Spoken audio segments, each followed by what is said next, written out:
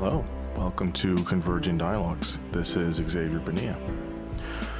Okay, so for the next couple of episodes, it'll be a type of mini-series, if you want to call it that. Basically, the next few episodes will be on pretty much the same topic, but from different angles. I think I may try to do these things more often in the future. This kind of happened organically, so the topic is on emotion theory and research. And kind of coincidentally, I've had a bunch of guests come on that I've been talking to, and they look at different aspects of emotions. And looking at emotions not just in Western culture, but also across different cultures, which is really important for the field of psychology and anthropology and sociology. And I think there's an emphasis on cognition within research areas and within pop culture, and cognition is super important. Some of the ways in which humans are able to manifest cognition and their abilities is really great, and that's why we're able to have a lot of productive things in society. But it seems, again, with some pretty big examples, there's some big researchers out there that some people may know, but emotion theory and research either doesn't get talked about as much as cognition, or is talked about in kind of very inaccurate ways, or in very, very, very superficial ways. And so there's a lot of great emotion researchers out there and people putting forward good theories about emotion, how do we create better taxonomies, etc. And so this episode and the next two will be about different aspects of emotions. And in some ways, the episode prior to this with Stuart Shanker also kind of sort of fits in there. We talk about some of the aspects of emotions as well. For this episode, I was fortunate enough to talk to Richard Firth Godbey here. Richard has a master's from the University of Cambridge. He has a PhD from Queen Mary, University of London, where he was also a Wellcome Trust Scholar. And he's an independent researcher now, and he's a leading expert on disgust. That's kind of his emotion that he studies, and he studies emotions in general. He is the Honorary Research Fellow at the Center for the History of Emotions at Queen Mary, University of London. And one of the interesting things about Richard is he really focuses on the history of emotions, and kind of got his feet in different domains, history and psychology and linguistics. And so, but his emphasis when he's not studying disgust or certain specific emotions, he's looking at the history of emotions. And this is super important because we have to understand how are we looking at different emotions through time and how they've been called different things. And so he's been doing great work on this. His new book is called A Human History of Emotion: How the Way We Feel Built the World We Know, which is it's just out. I think it's out in some countries and it's not in other countries, but I know it's out in the United States at the moment and to be released soon in other countries. And that's what we talk about. I read his book. It was fantastic. And I haven't had a, kind of proper updated history of emotions in a while. And it's really good. It's well written. Most folks can pick it up and read it pretty easily. And so he's a great communicator in that way. We start a conversation by talking about how we define emotion and the differences between feelings, emotion, and affect. This is something that I try to ask people that come on that are researching emotion, because as you'll begin to notice, this is super important, and the definitions and labels of this stuff become important, and everyone has a different kind of nuance on this definition. An example of this would be how people all kind of have a different definition of gene, kind of our genes in our body. And they, people kind of sometimes fight about that. And so emotion's kind of the same way. Some people disagree on how they define it or whatever. But I try to ask folks early on how they're defining it, because then that kind of sets the table for the conversation. So we talk about that in the beginning. He talks about emotional regimes, communities, and scripts. And then we get into the history. We start with the Greeks. And we talk about how emotions were understood in the Greeks, and what they were up to and how they were talking about emotions. And we talk about the difference between positive and negative emotions and the influence of Ekman. We move to India. We talk about the system of desire developed by the Hindus in India. We talk about the difference between desire and disgust. We talk about the Apostle Paul and the New Testament era and the Stoics. We talk about Prophet Muhammad and the emotion of fear. We talk about whether disgust is universal and where does abomination fit in. Abomination is usually associated in kind of religious context, and so it's an interesting way of understanding, what is that experience that people are defining as abominable, and where does that come from? Talk about the witch trials and the role of dogma and misogyny. We mentioned the James Lange theory of emotion. We talk about shame, the role of shame in various cultures. Talk about the role of anger in certain African cultures that he highlights in the book. And then we talk about some of the modern day theories of emotions and how people are having this conversation at present. Richard was just a blast to talk to. I obviously have a personal interest in emotions and emotional theory and research. And so it's always fun to talk with people that are actively doing this research. And his book is wonderful, and I encourage everyone to read it. And so now I bring you Richard Firth. God be here. I'm here with Richard Firth. God be here. Rich, thanks so much for coming on the podcast. I'm very excited to talk to you and talk about your new book. So I appreciate you coming on. Not a problem at all. So tell folks who you are, what you do, what you study, and I guess why you decided to write your new book. I'm Richard Firth, God be here, as we've covered. I basically study emotions mostly from the history of emotions. That's my main field.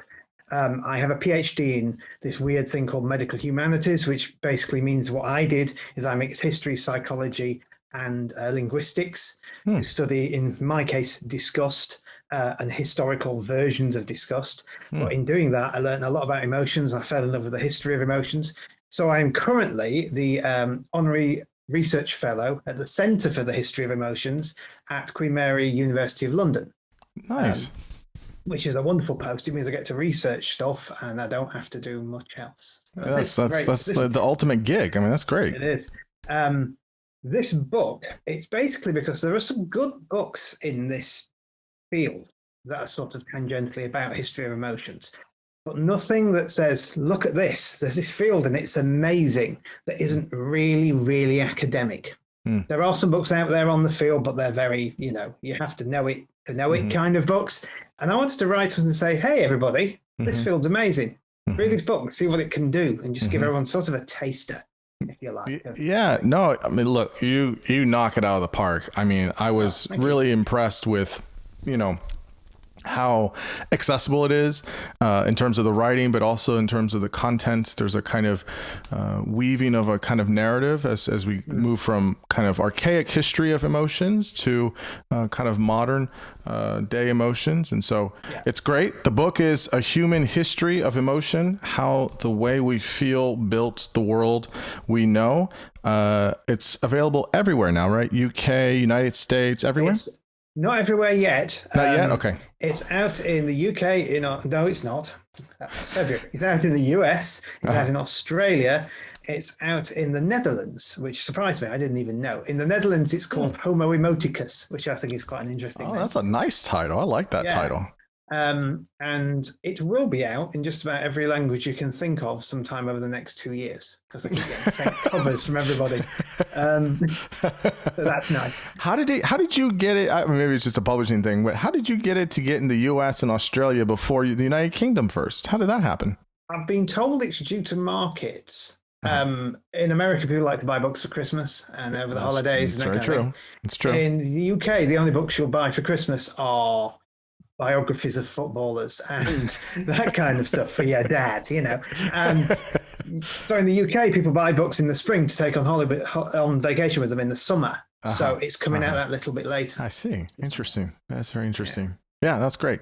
Well, no, I was talking with someone and they're like, a history of emotions. Well, what is that? How do we have a history of emotions? Like, haven't they always been around, or how does that work? And so maybe kind of just give us the the broad overview, kind of the thesis statement, if you will, of the book of a human history of emotions. Why is it human? Because obviously other creatures have emotions, so I'm assuming it's the human story, not bonobos or chimpanzees' story of emotions.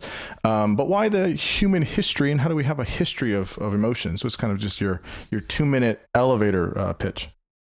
All history is a history of emotions, but because emotions history as we understand it was sort of invented in the late 19th century by some very, very, very scientific Germans.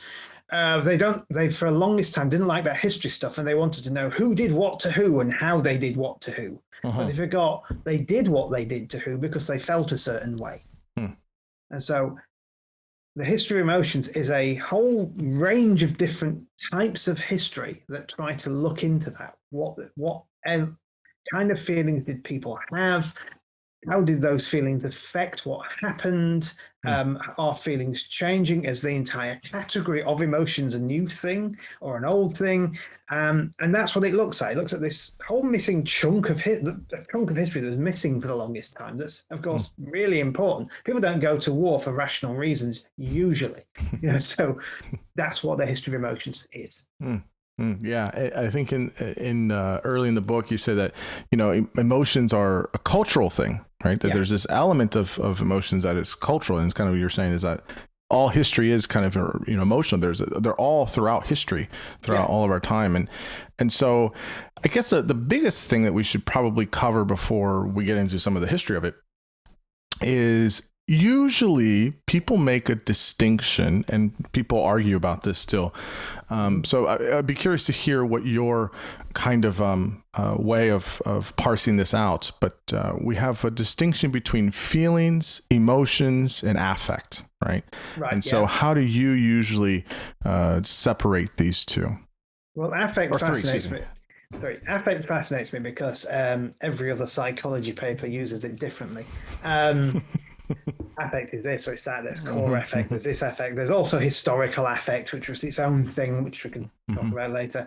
But to me, affect generally is just that base feeling, the almost signal stimulus response that will happen. That's very, very basic, very, very simple. What were the other two? Emotions. So feelings and emotions. Feelings, interestingly, is the thing that there have been studies to show that the only word that exists in every language is feel. So feelings are a thing that everybody has, and they can range from, they're different to emotions, or we've decided they're different to emotions because modern Westerners don't put hunger, for example, in the category of emotions. It is a feeling. We feel hungry. We feel physical pain when someone stabs us or punches us in the face or anything else unpleasant. And things like all those things are feelings, but we wouldn't necessarily call them emotions. Now, emotions is trickier because there are, again, as many definitions of what emotions are almost as there are papers. A great deal of scientific papers will begin with, this is our definition of emotions, or we're using that person's definition of emotions. But generally, it's a feeling it's thought of as the type of feeling that causes some kind of change, major change in a brain state, as in you stop doing one thing and start doing another because of that particular feeling. It's different to hunger, because hunger is kind of a drive, an instinct, a thing you need to do, whereas something like feeling fear will stop you in your tracks or make you run away, or it will just change who you are at that moment. And usually, because people these days think there are levels to emotions, it's something that you appraise. So as an effect, it's just stimulus response. Hear the thing, run away. You will then go, oh, I was frightened. Well, that's the appraisal. That's the emotion bit. That's kind of where, in a nutshell, as nutty shelly as I can get it. You can see those three. Yeah. That tracks. I mean, yes, I have had some conversations with some folks personally that have really done some interesting work on whether hunger is an emotion. There's some interesting research on that, actually. The opposite with Jack Vanskep argued that disgust couldn't be an emotion because if it was, hunger had to be. Yeah, So, yeah. I definitely want to talk with you about disgust because I know that's kind of your particular area. I really find disgust interesting. On the podcast, oh man, maybe a couple months ago now, I had Courtney Crosby on, and she is really big in researching disgust. She's out of there at University of Texas and at Austin. She works in David Buss's lab. And she does specifically, I think, sexual disgust. And we had a long conversation about disgust and sexual disgust. And so I'll be curious to hear kind of your angle from it. But emotion, I usually see emotion as kind of what you were saying. The emotion has a cognitive and you could say an emotional piece to it, but that's kind of redundant. But it's a cognitive piece, and there's a feeling piece where there's a kind of change in brain states with an emotion, as opposed to feelings are usually connected with sensations. They're not only that, but they're heavily connected with that. And then obviously affect is even more difficult because affect is usually seen as like a kind of state almost. But it's a weird thing, and everyone has a kind of different definition of it. But I guess in terms of emotion specifically, how do you're kind of giving a definition now, and this is hard over the global history of humans on the planet, but how in general has that kind of working definition kind of always been there in different, and we'll talk about the history of it obviously, but just in general as a definition, what's kind of been the constant, I guess, through time of what emotion is or something like that? Well, the constant through time is the appraised feelings bit. It's about which appraised feelings people want to put in which boxes, and the boxes change over time. There used to be something called passions, and they were basically, the idea was they came from your soul, your higher self, and they came from your body and affected your soul, your higher self passions. And so hunger just affected your body, so it wasn't a passion. Desire, on the other hand, had a great deal of effect on your soul, and so it could send it to hell. So you had to be careful with it. There's always been this. Humans have always known they felt things, but how they've understood how they felt things has changed a lot. Emotions is kind of our most recent understanding of it.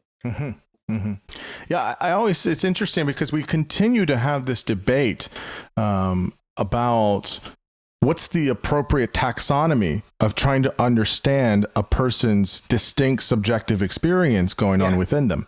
And we keep changing the hierarchy. We keep changing the taxonomy. It's like, well, this isn't really a separate emotion. This is under an umbrella of emotions. We call this now. And we keep kind of changing and moving it around. And I think people that are doing that in good faith are trying to have as accurate as possible what is the best kind of clusters to understand emotions, but it is a continuing evolution of how we understand really distinct, I think, subjective experiences that humans have. So in the beginning of the book, you mentioned emotional regimes, labor, refuge, communities. Can you describe what these 4 things are? Yeah, I certainly can.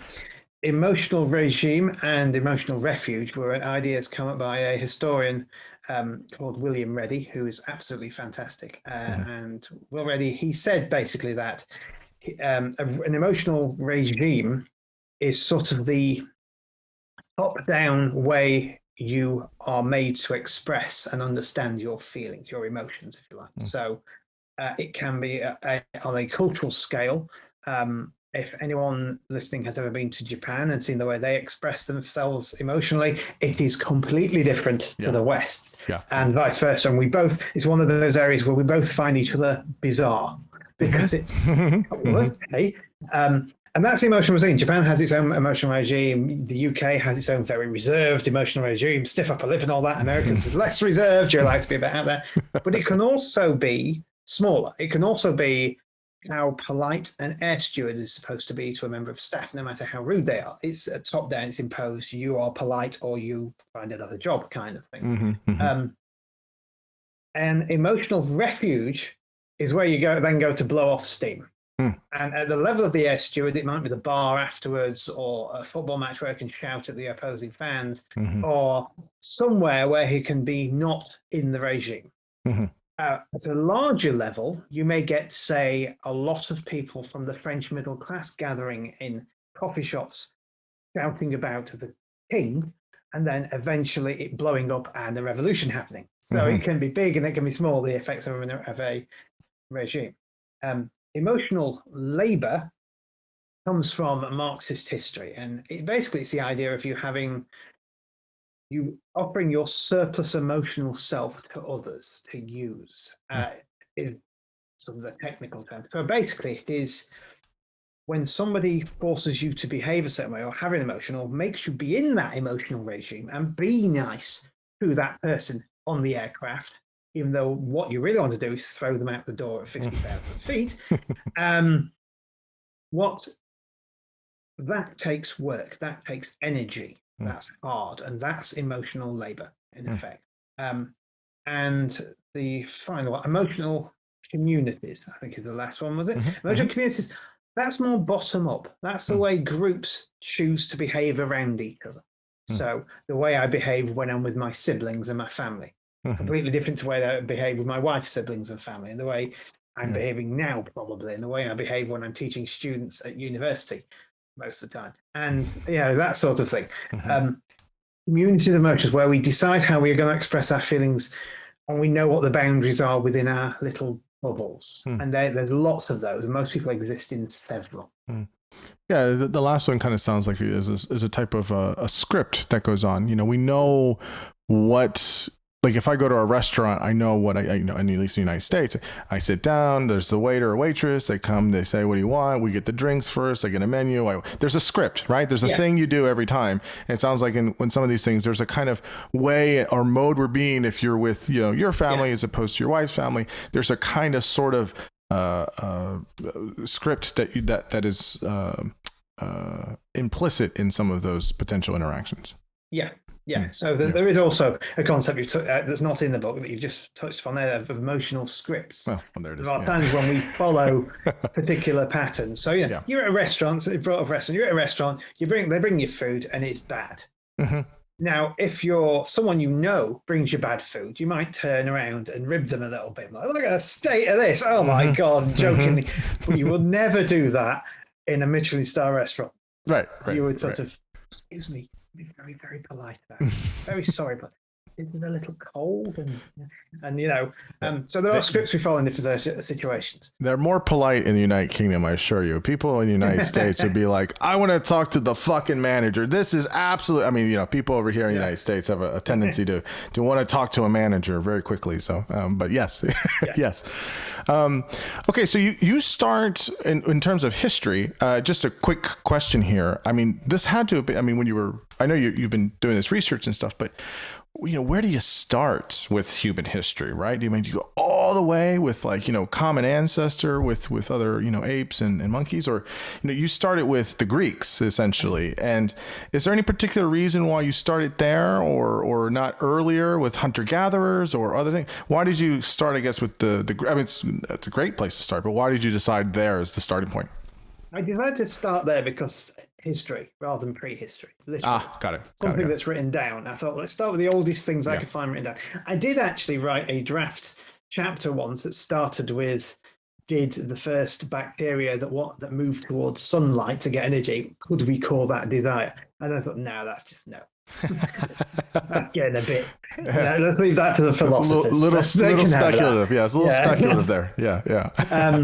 So I thought, no, I'll stick within the earliest proper history. I can find first written thing where they're talking about something that's feelings, which 9 times out of 10 is either ancient Greece or ancient India or ancient China. Because so I start with ancient Greece. Because it's a bit more familiar to most of the readers I'm going to read this than ancient India. So I start with something a little bit familiar, and then the second chapter goes, and this is India. Hold on, a little bit more complicated.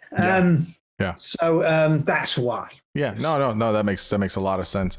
I will say the thing that is really I would say there's many good things about the book. I would say one of the selling points of the book, I've shared it with a few people already. You should buy this book. Is the fact that it is very global. It is not just a Western history, and many times a history tends to be in the West. Sometimes that's not on purpose. Sometimes it's just all they have access to or whatever. But yeah, you cover India, Africa, Japan, just different places all over the globe in different points of history, which is super cool because a lot of people don't know what people were up to in those parts of the world at different times and how they were describing various emotions and how it looks differently there. So that's, I think, one of the really nice features of the book. So with the Greeks, so you talk a little bit about Plato, but I kind of want to focus here on Aristotle. So obviously we have Plato's triune kind of concept, but with Aristotle, he kind of has these ideas of soul and body being different, which is different from Plato's triune concept. So maybe just kind of set us up for both, and then how Plato and Aristotle have different ways of thinking about this mind-body or soul-body kind of connection. Right. Both of them basically think the soul exists in three parts, but how they think what they think those three parts are is quite different.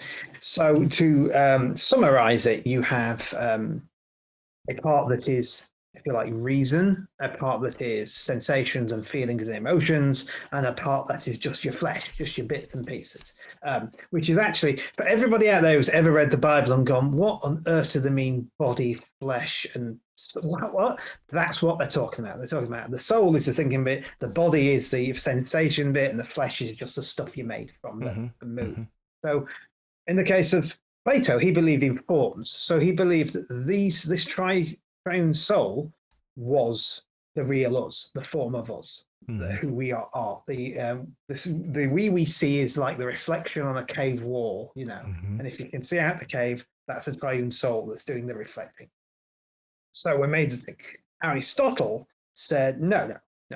This soul thing, it's part of the body, and without the body, the soul can't really do anything, and without the soul, the body can't do anything. And so that's the main difference between them. I mean, every difference between Plato and Aristotle is between, no, it's spiritual. No, it's real. Pretty much. Right. And all physics ever since has been debating whether things are metaphysical in that sense, or they're responsible for a lot. Their little spat. But yeah, that's the main difference without getting really complicated on it. That you've got this sort of the need to exist in a physical body, or the physical body is kind of an illusion caused by this thing. Yeah, that's really, really helpful. In the book, you explain kind of Plato's forms in a way that's very tangible for people to understand, which is great. Aristotle, you list, I think there's 12. I can't remember. He has these pairs. And to me, it's been a while since I've read Aristotle on emotions. He talks about emotions in different places and ethics and in different places. But he, it seems like it was a sort of kind of first stab at like a taxonomy of emotions of sorts with these pairs. How do you, maybe just tell us what you don't have to list all of them, but just kind of what he was trying to do there. And is that kind of like a first taxonomy of emotions, or how do you see it? Sort of, yeah. I mean, he isn't, there's no point really. I mean, he more than Plato speaks about what they call the pathe specifically in a bit where he talks about it in rhetoric and mainly. Whereas if to find it in Plato, you've got to kind of read lots of different books and go, oh, there's a bit, it's talking about it now. That's okay. So it's easy to find the taxonomy in Aristotle a little bit. But yeah, he had a few different ones, but the one that stuck, the one I used because it kind of defined emotions for a millennia, was the idea that there are two parts. One is a desiring part and one is an angry part. And within the desiring part, that's the part that happens all the time when you don't have to make an effort, and you've got basically love and hate and desire and its opposite, which is complicated. Maybe it's disgust, maybe it's just avoiding things. It's hard to define. And then you've got joy and displeasure, pleasure and displeasure, if you like, and they kind of happen all the time. And then your angry ones are the ones that help you do stuff. And you find Aquinas comes back to this as well. Yeah. And in the case of Aquinas, later on in the 13th century, I always get that wrong, dyslexia, you know, the 13th century, you get these doing things. One of them's anger, which is on its own, because anger makes you do stuff. But also fear and bravery and that sort of thing are part of this taxonomy. So it's a set of binary pairs, couples, if you like, of feelings. But yeah, Aristotle, he did have a few others, depending on which bit of his notes you read. So, but that's the main one that lived. Yeah, and with the desire piece of it, does the desire always lead to some type of action? Is that the main kind of driving force of it, or not always? The idea is that the desire is the thing that pulls you towards something that is pleasurable. So something good, you will desire it, you will want it. Something you don't have yet, because there's a time element in this. If you desire something, something you want, a good that you may get in the future.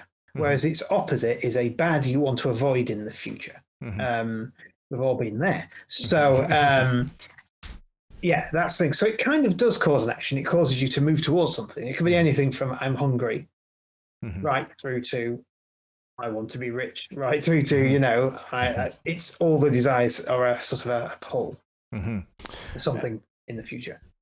And I guess with the Greeks, again, you're right. Most people have, you know, read some version of the Greeks' philosophy or literature, whether it's in, you know, high school or college or university or whatever.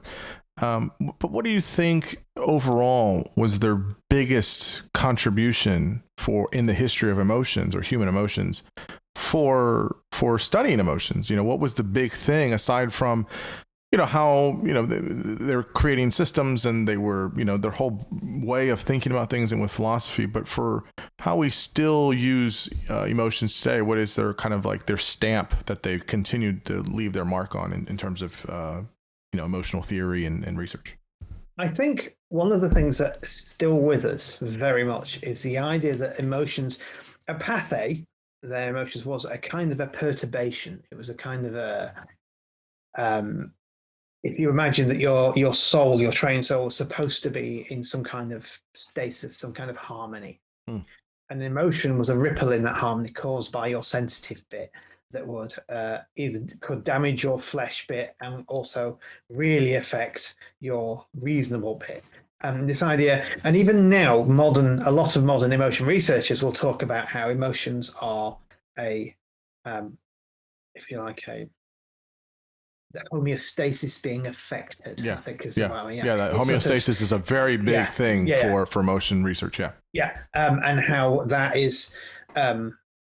I mean, I don't know what a neutral emotion is. This is something that's always puzzled me. I don't know what that means. What's a neutral emotion? But they talk about it a lot, and it's this thing you have when you don't feel emotions. The emotions, again, some kind of disturbance in that, some kind of perturbation in that, and that seems to have.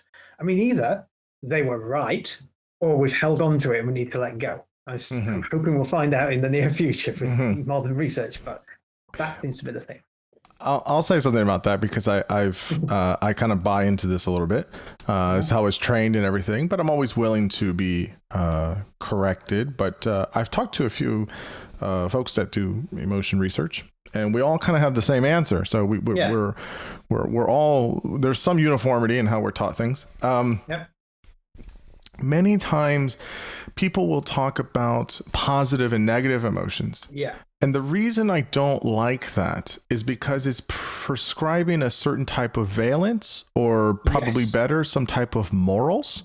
So these are the good emotions, right? Joy, euphoria, elation, you know, happiness, etc. And, you know, shame, pride, anger, those are the bad ones. Those are the bad emotions, the ones we don't want.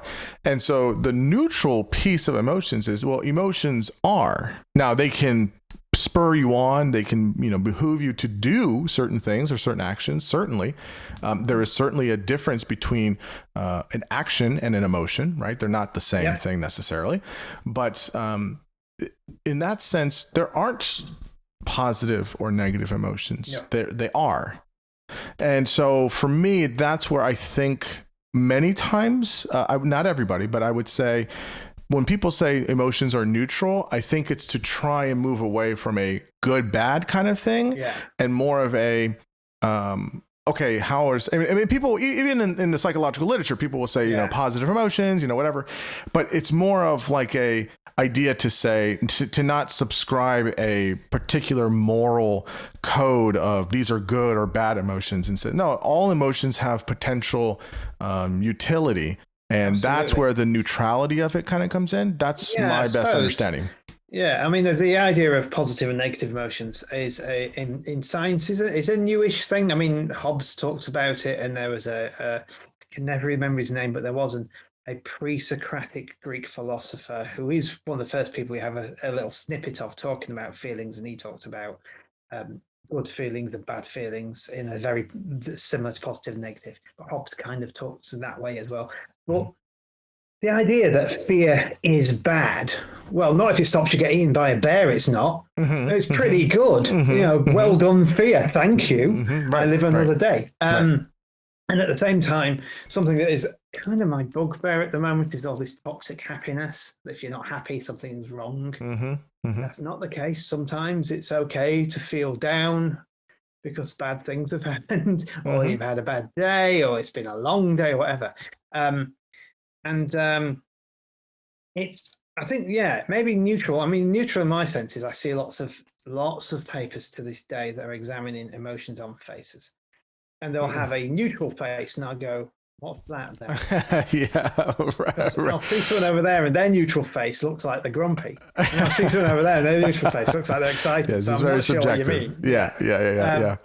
But I can get that it's sort of trying to get rid of that moral link. Yeah, it's trying to strip away from that. And I will say on this is kind of a little bit of insider baseball as we say it, but what Ekman did with facial expressions was tremendous. I mean, it was super tremendous. But we're now readjusting things and saying, not quite. With that, that made a lot of sense, and that was good work. But as we're continuing to do more research and work, we're saying, this isn't the gospel truth necessarily. There's other things to it, and maybe it's not all in facial expressions because of how we're doing many studies in what we call non-weird cultures. So we're slowly figuring out more things about that. So. Well, to be fair to Ekman, he thought he was doing a study in a non-weird culture. Yes, he did. Yes, he did. Thought. And it wasn't.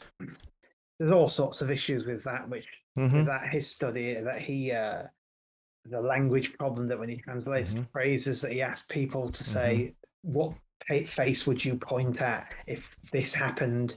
The translations weren't brilliant, it turns out, and the faces were Western faces, and they were very exaggerated faces. Really sort of, if they were trying to paint a picture of someone happy, we look at that picture and think, I need to calm down a bit. That's whoa, hang on. And that's all sorts of things. So, and they're the kind of mistakes that somebody makes in science all the time. So they're not that he did bad work. He did fantastic it's kind of like a good work. mistake. Yeah, it's like a good mistake. Yeah, it's just looking back. I kind of wish he'd look back a bit more and go, maybe we should just. I mean, he has now that there's almost. Ironically, Paul Ekman, who is the guy who gave us Disney's Inside Out, basically, he gave us the 6 basic emotions, even though they missed shame because they didn't know how to do it. Shame was a surprise. There's one they don't have because they couldn't work out how to do the character. But depends on who you ask. He doesn't think there are 6 basic emotions anymore. Ekman. He thinks, I think it's 12 or 13 now. So I feel sorry for him when people say, those 6 basic emotions, you're wrong. And he goes, I know. Yeah. That's 40 years ago. I've moved on. Right. I didn't stay stuck in time, from 1970. Right. I was, when I talked to Jessica Tracy on the podcast early this year, and, she does all this great work on Pride, and she's worked with Joe Henrich and all this stuff. And she makes a very convincing argument that pride is a basic emotion. She was saying, like, look, we looked at studies in different cultures, and pride always has kind of the same sorts of nonverbal gestures. It's very interesting, but people debate that. People are, not really debate that. Yeah. So I'm always wary when I see definitions. I read something recently. I'll not say who it was. It was a very, very interesting sort of history of emotion paper. And the argument was that happiness has always existed and there's always been happiness. But the definition of happiness they used was so broad that anytime anything good happened at all, that meant they were happy. And so I'm sort of, it's a great look at things that make people feel in a positive way. Yeah. But, is that happy? Because happiness is actually a really hard thing to study because of how broad it is. Or how people usually give the definition of it is in a very broad way. So it becomes very difficult of, well, what's the construct we're actually studying here? Is it contentment? Is it euphoria? Is it joy? Is it, it's just, and it's probably what people are, it's kind of the easy, I don't say easy, but I think probably there's some bit of this here is, well, we have an umbrella group of, this thing, and then all of these other things fall under it. So it's a kind of connected tree of sorts, but, we're trying to continue, I guess, to figure that out. Yeah, and that's something history emotions does all the time. We see these umbrella groups of emotions. There's always been this feeling, and then we go and look in history and go, that's almost right, but not. Right. There's a twist there. It's in the same zip code. It's in the same universe, but it's just not quite there. So yeah, absolutely. So I guess moving to India, right? And then I guess the Hindu culture. What are the 4 types of desire in Hindu culture, and why was Dharma the most important? The Purusarthas, they are, hang on, Artha, which is kind of the desire for the things you need to live. Desire for a house, desire for, in our case, a car, a desire for stuff, if you like. Kama, Kama, most famous for the Kama Sutra, that's the desire for worldly pleasures, desire for hedonistic joy, for feeling good, for eating too much. I'm guilty of that. That kind of thing. And then there's Moshka, and that is a complicated one. That is a desire to get to your inner soul, something called the Atman, which is the reflection of Brahman, the reflection of God that is deep, deep within all of us, covered by various sheaths via the Annamaya, the food sheath, the Pranamaya, the glue that holds that sort of food and fleshy bit together. And there's what's the other ones? I wrote one down here because I can remember it, and I now can't read it because my handwriting is terrible. That's Annamaya, okay. The Annamaya kosha, and that's what makes me, and you. Annamaya is basically identity. There's the Vijnanamaya, which is the thinking bit, the bit that thinks, and there's Admanamaya, which is this deep reflection of your Atman. And you're supposed to try with Moshka to work your way through and try to be close to your Atman, close to your true self. And then there's Dharma. And Dharma is the path you're supposed to follow. You should desire to follow a path. And what makes Dharma the most important is that straying from your path can basically mess up reincarnation. You follow your Dharma, you focus on your Dharma, and you use the other desires or move the other desires around to help you to do that. So if your Dharma is to be rich, then you use your Atha, to become rich, for example. That's great. But if your Dharma isn't to be rich and you try to use your Atha and become rich, then you might get reincarnated unpleasantly in a way you don't want to be. So that's why Dharma is vitally important. It's most famous for in the Bhagavad Gita when Krishna tells the prince whose name I can never remember. I always want to call him Ashoka, but it's not Ashoka. Ashoka's the other guy. But the prince realizes he's about to kill his own family in a battle. And Krishna says, but this is your dharma. You have to do this. And he does it anyway. That's how powerful a dharma is. If that's what you got to do, that's what you got to do. So be it. And that's basically why dharma is important. The others can't necessarily, the others can help you follow your path, but that one is your path. That's the thing you're supposed to desire the most, to follow your path. And these are all coming from this emotion of desire, essentially, or how we at least we would in the West classify that as desire. So there's a whole system here that's derived from this kind of emotional human experience of desire, which is deeply fascinating. How there's a whole very elaborate system that's developed from this. Yeah, it is.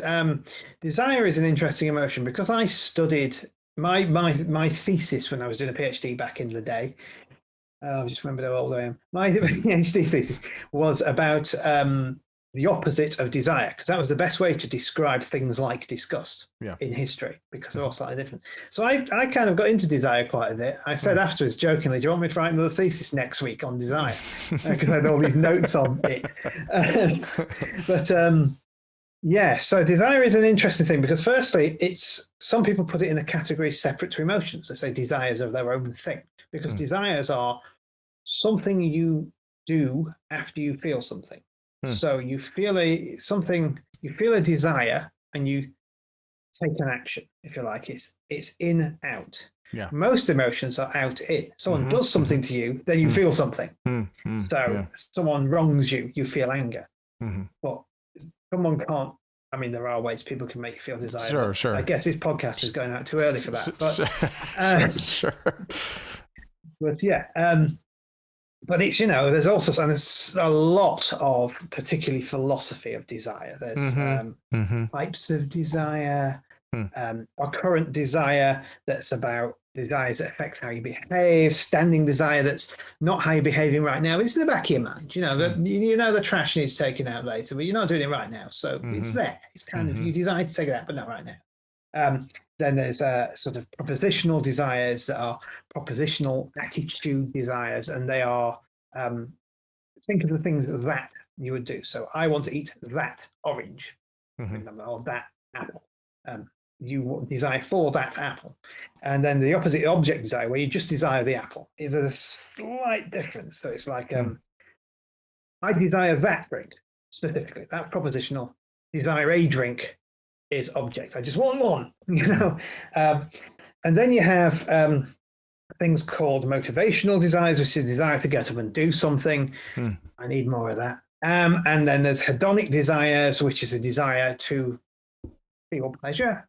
And there's learning desires, which is desire to learn things, and all sorts of subtle little different desires. This is what I mean when we look at these things in history of emotions. We find there isn't a thing. It starts to shatter into these little pockets and little ways of doing things. Yeah, absolutely.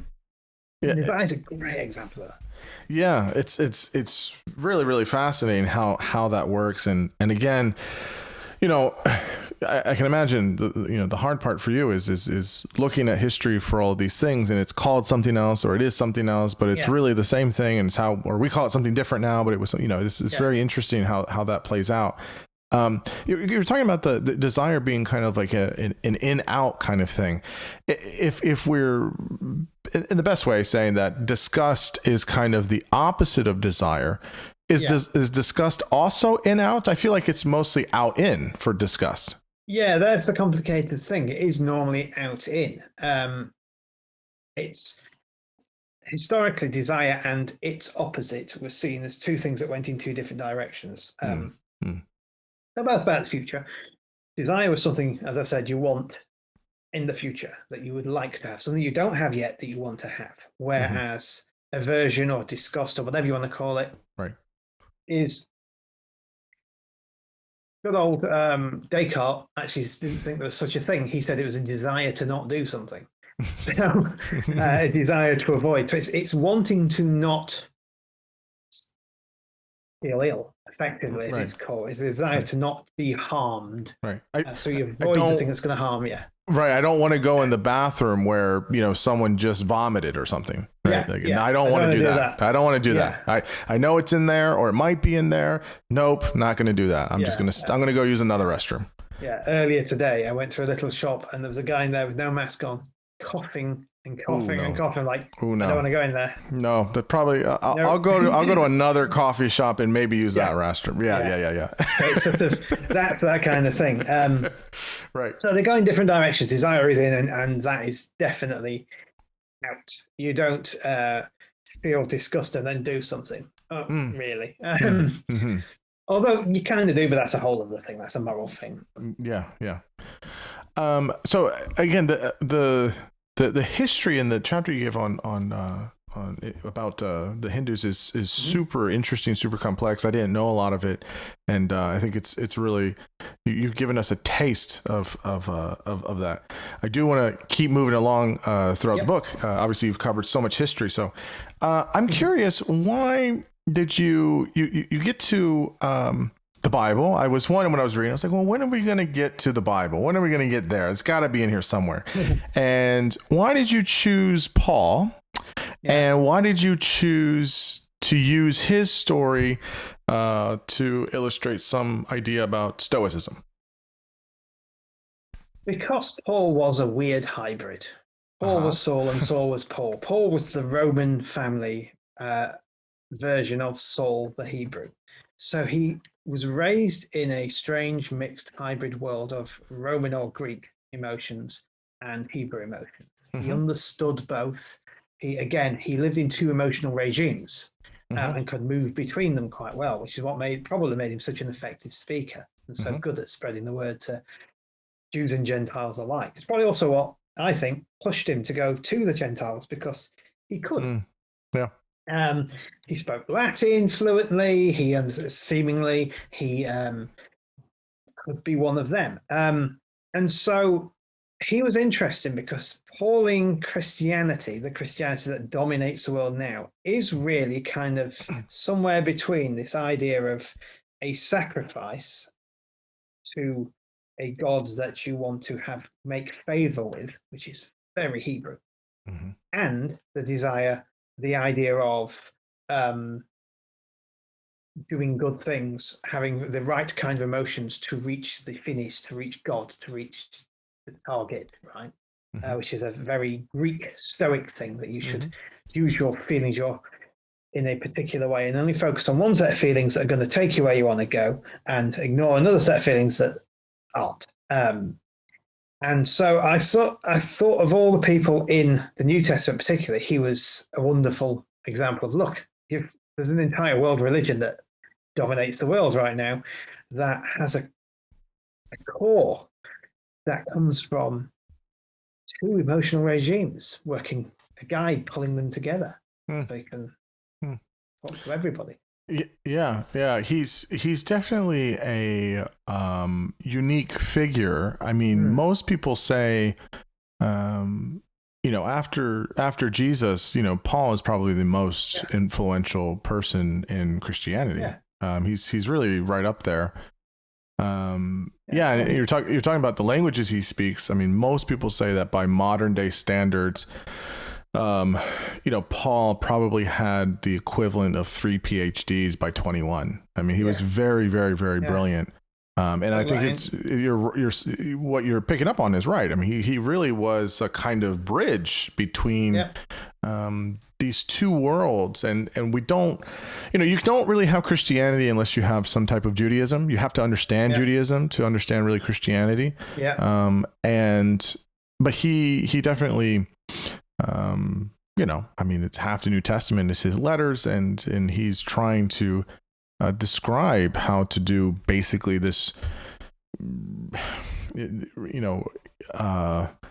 evolved kind of Judaism of sorts. Is really what it kind of becomes, through the person of Christ and that, whole narrative. But in terms of the Stoicism thing, he has this big. It's in Acts 20. Oh God, my theology professors are going to be pissed off at me. What is it? It's in Acts somewhere. It's at the end of Acts, and Yeah. Acts is so for listeners, there's the first 4 books of the Bible, the Gospels, Matthew, Mark, Luke, John, and Luke wrote a sequel, which was the history of the early church called the Book of Acts, which has some issues with the authorship, but most people assign it to the writer of Luke. I mean, it's not actual Luke, but the writer of Luke, and Acts is there, and it gives a kind of history of the early church. It's a very unique book in many ways. And it basically gives you the narrative account of, Saul's conversion to becoming Paul on the road to Emmaus. Yeah. And then his 3 missionary journeys. That's right. 3 missionary journeys. And basically he just went all over the Mediterranean and even into Europe. He plans to go to Spain and even to Great Britain. I mean, he was just going the whole continent of Western Europe at that point. And there's this, he's in, you mentioned in the book, and I remember learning about it in school. It's Athens. It's Athens, right? Yeah, and they had this statue to an unknown god because they were trying to make sure they collected everybody and they had everybody there. Yeah. And you basically see Paul, kind of with his history, kind of go toe to toe with some of the philosophers of the day to say this is your guys' worldview, but let me tell you my worldview and how I'm, following this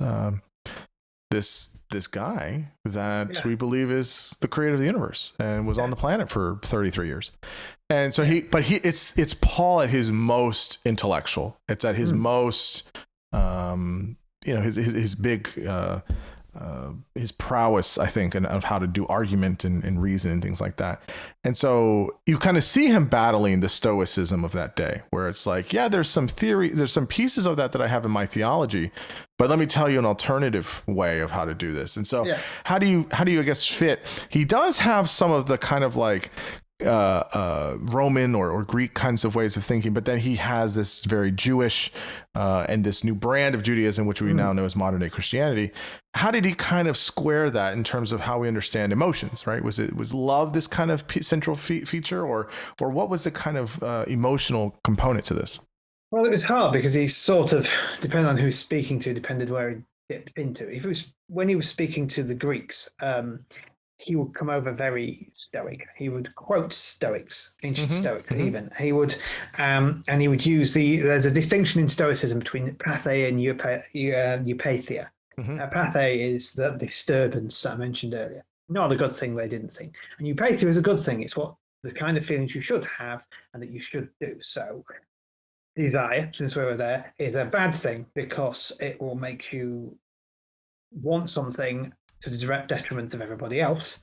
Wishing is a good thing because you won't necessarily make that effort. You just, I hope it happens. And if it does happen, it does happen. If it doesn't, that's fine. Joy is bad. Bliss is good because joy is sort of ephemeral and disappears, whereas bliss means you've achieved a state of bliss. That's kind of what they're after. Fear is bad because you can't control it. It makes you run away. Caution is good because it's like thinking about something bad and going. So the old bear in the bush thing, that would be the person who goes, is there a bear in the bush? But rather than the person who goes, is there a bear in the bush, and thinks about it and then gets eaten by the bear, they still walk away. But at least they've had a think. That's kind of the idea. They've not just run away and missed that there's actually a boar in there they could have caught and taken back to the village and eaten. Right. And then it's sorrow. You shouldn't feel sorrow ever if you're doing things right. So that every time he speaks to the Greeks, he's saying, the way to eupathia is through Christ. Right. I believe it's through the Messiah who was sacrificed. And sometimes that caused him a bit of a mischief because he gives this good argument about, I've got this new way to eupathia. All you have to do is put trust in this guy. And then he mentioned that he came back to life and started walking around again. The Greeks are going to say, what? Right. Okay, you've lost me. Yeah, and that was, but of course, every time there were 10 who said, say what, you've lost me, there were 2 or 3 who go, tell me more. And that's kind of how he built this up. And so he was very good at that. When he was speaking to the Hebrews, he'd go into their sort of idea that God was a sacrifice in the temple was something you would do when you had offended, or if you like, disgusted or made God unhappy in some way. Right. And his argument would be, well, we've been talking about this Messiah. Yeah. Well, he came and he became a temple sacrifice. And if you believe in the goat, sort of mid-sized sins are forgiven. If you believe in his sacrifice, they're all forgiven.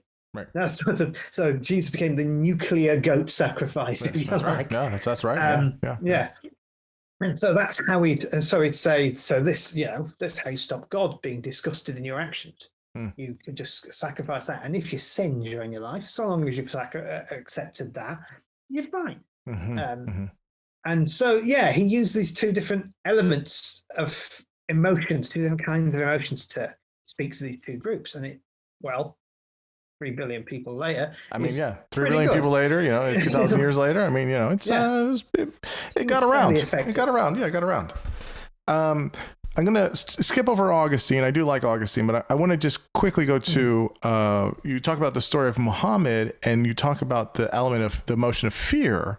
Yeah. I'm wondering how, I'm assuming at a certain point when you're writing the book, you probably have a list of emotions you want to talk about and say, I'm going to use this story to talk about this emotion. And this story maybe wasn't quite that systematic, but why did you use fear, the emotion fear, and some of the cultural elements to talk about it with the story of Muhammad and his unique story? A few reasons. One is because it is versions of fear are by far and away the feeling that is most mentioned in the Quran. It's there all the way through. And also the story of Muhammad's realization, conversion, whatever you want to call it, is about him being so terrified he had no idea what was going on. This thing possessed him. Gabriel came down and said, you're going to be the mouthpiece of God. And as you imagine, when an entity that comes to you and no matter which way you look, you can still see them, that's kind of scary. So the story is that he was terrified. And one of the realizations seems to be throughout the Quran is that it's hard to describe. The kind of fear that you're talking about in the Quran isn't fear God because he will squash you like a bug. It's kind of more like when you don't want, best way to describe it is you don't want, you be frightened that you're going to upset. The same way you might be frightened that you're going to let your dad down. Right? Disappointment. Yeah, disappointment. And that's a fear. Disappointing God.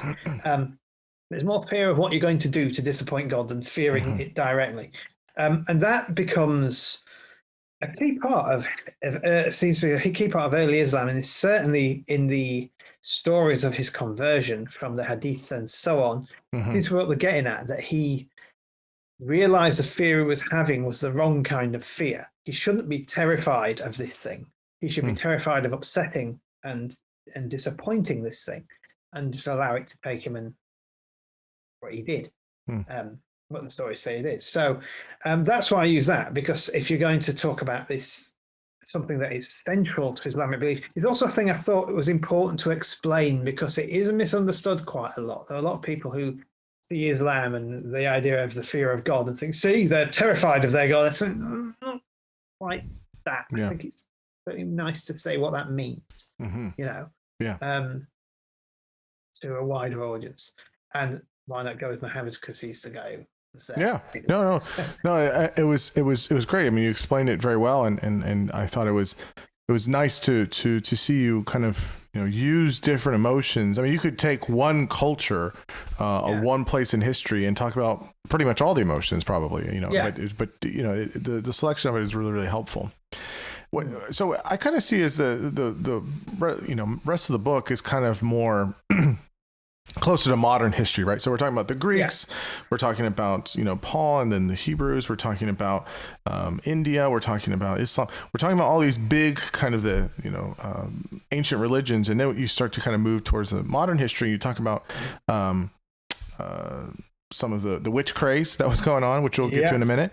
But kind of leading up to that, you talk about how, so I just kind of, you can riff on this for a little bit, because I know you've studied disgust, and we've kind of already mentioned it, but how do you see abomination as a type of disgust, and do you believe disgust is a universal emotion?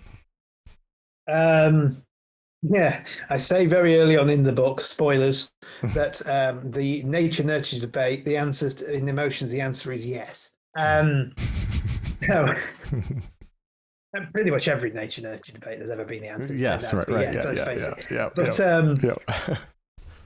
in the case of abomination, when I was studying it, I did a lot of, like I say, it was partly linguistics, and I did a lot of corpus linguistics using computers and putting little programs together to analyze. There's a repository of documents called Early English Books Online. They're all digitized, and I had software that could scan them and tell me the words within, if you like, that were close to a particular word. So when I put abomination in, it was always religious around the word abomination. I mean, Always. isn't it have Yeah. its origins in It I does. mean, I only usually hear it. I mean, we've used it now colloquially, but like if I try and think of something in our modern era, I mean, people don't use that word. I mean, like No. if someone burns the flag, you might say that's an abomination. Yeah. Or yeah, some people used it here in the United States when the folks on January 6th attacked the Capitol as an abomination. It was a desecration of a place, things like that. But it usually has a kind of ideology in kinds of religion, no? It does, yes. I was talking earlier about how the Hindus had this idea that God, they didn't want to upset God, and if they did, they had to sacrifice to get amends for that. And they had lots and lots and lots of different words for those transgressions and the way God would feel about those transgressions. There was a word for if you used dodgy weights and measures when you're selling something, a word for if the food was rotting, a word for if you committed idolatry, lots of different words. When the Latin Vulgate was translated, they made them all one word, abominatio. So suddenly these subtle and different forms of revulsion and avoidance became this one thing. That's what language can do. It can squash concepts into one thing and it can spread them out. And so when we get to abomination in the sort of early modern period, and versions of abomination in almost every Western European language, and some Eastern European ones too, it's basically, again, it's a sin. It's always close to sin. It is not just disgusted because the food's vile. That would not be an abomination. An abomination would be doing something sinful, doing something that is for yourself, self-love rather than for the love of God, and which is key and central to how they understand the passions, because we were talking about negative and positive emotions earlier. Well, the passions existed in two forms. I don't use the words in the book because technical words, but they're ordinate and inordinate. And the inordinate passions are those passions that are used for yourself. So if you are frightened of going into the battle, and the battle is a battle for God's honor, that's bad. That's a bad fear. That's an inordinate fear. An ordinate fear will be frightened of going to hell. Okay.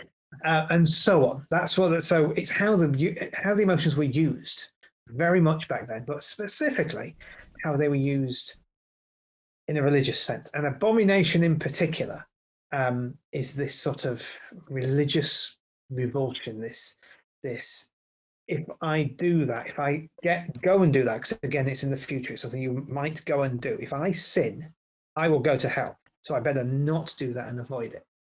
It has a very particular flavor of disgust. Not sure that's a good phrase, but is it I don't know, can we say that's a type of emotion, or is it just a concept that we're trying to explain an experience, I guess? I don't know if I can experience it. That's the interesting thing. Maybe, but it's a concept. But what emotion isn't at one level? All emotions at some level of concept. Sure. But they put it in taxonomies of emotion. It's in there. It's a disgust. An opposite is what they call fugatio abominatio, which means fleeing or abomination. So fleeing is the other one. It's the running away from being shot in the face or stabbed in the face. And so it is always described as this sort of, quite often modern translators will translate fugatio abominatio as disgust. And it isn't really. but it kind of is, you know. Yeah. And that's what leads into the idea of disgust being. I can't. The evidence suggests that all humans recoil from things that are particularly harmful to eat. Right. But harmful, in other words. It's the in other words. pathogen avoidance or whatever it is. Pathogen The kind of avoidance basic theory. disgust. Yeah. Yeah. So, you know, you see, smell, taste a revolting apple, you don't want to eat it. Right. That's deep down, that things can be revolting, things can be harmful. At the same time, there are cultures in the world who eat things that we would find abominable. I myself have eaten insects, and mealworms are delicious. Just so everybody knows, mealworms, if you've ever had pork scratchings, pork shavings ever, imagine small bits of that, put a bit of salt on them, watch them during the movie, they're great. There'll be people right now listening to this going, oh my God. So, yeah. But this I mean, I think it's later in the book where we can talk about it now. Does that have some element of what we call taste or preference? So not actual taste, right? So I mean, yes, but this sense of taste, right? We can use that term in many different ways, right? You know, certain taste in fashion or a certain taste in this idea of taste is a very interesting concept. And sometimes, if you're talking about food, some people will prefer a certain type of wine or those in certain type of food, and you say this person has certain taste of things, and it's not the literal what does it taste like, but you know, in the kind of abstract of sorts. Is that kind of where that can kind of sit as well? How is that kind of connected with disgust in terms of the different types of tastes that people may have in certain things? So other people may really love eating. In the United States, we have people in the South that eat like, you know, chitlins and, you know, frog legs and like just kind of this, kind of country kinds of ways of eating. You just don't let anything go to waste and you eat it. And other people will be like, oh my God, that's terrible. Right. You know, that's not my taste or something like that. How do you kind of see taste that comes in here with this disgust kind of thing? Taste is interesting because I think, in the early 18th century, there were some taste theorists in England who were very big on a type of feeling, if you like, a category of feeling they called the sentiments. Sentiments are those things you feel when somebody does something good, if you like. So there are the moral sentiments. So if you see a person taking an old lady across the road, you feel something about that. Right. That's a moral sentiment, a positive moral sentiment. But they linked it very much to this idea of taste, and they used taste because traditionally, way back to the Romans, taste was the sense you can't cheat. It doesn't lie. If you put something in your mouth and it's horrible, it's horrible. It's very hard to lie about it. Right. And so good taste, and also you can refine that. So yeah, you can put something in your mouth that's horrible, but over time you can go, actually, no, I've been told it's not horrible, so I'm going to try it again and try it again and try it again. So taste is this idea of being able to be tasteful and aesthetically good and knowing what is aesthetically good. And it was very much linked to moral. So somebody who had good taste in wine, good taste in music, good taste in art, they were a good person. Really, I mean, obviously not, but that was kind of the idea. This attribution that was being made about the person. Of course, you could have too much good taste and it could become gaudy and horrible, which is a kind of a French version of disgust. Maximalist kind of way of doing it. So it's sort of, and that stops being, that becomes disgusting. And basically they were looking for an opposite of taste. What's the opposite of good taste? Well, we've got this English word that means things that taste bad called disgust that we borrowed from the Italians 100 years ago. Let's use that word. And suddenly that was the word very quickly. And Dr. Johnson used it in his dictionary and blah, blah. And there you've got it. It's disgust is this whole category of revulsion that is the opposite of good taste. So how that came about. Yeah, it's so interesting how we get these things.